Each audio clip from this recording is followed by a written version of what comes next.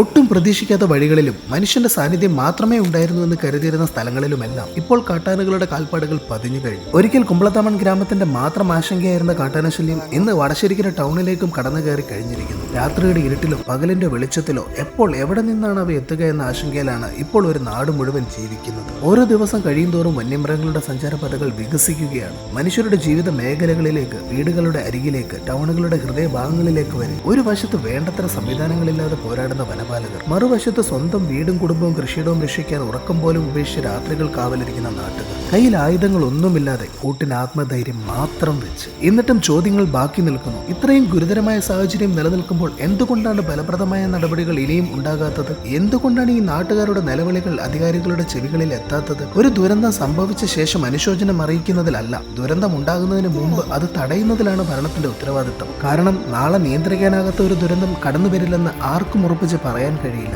ഇനിയെങ്കിലും കണ്ണു തുറക്കണം, ഇനിയെങ്കിലും നടപടികൾ വേണം. അല്ലെങ്കിൽ ഈ നാടിന്റെ ഭയം വളരെ വേഗം ഒരു വലിയ ദുരന്തത്തിന്റെ വാർത്തയായി മാറിയേക്കാം.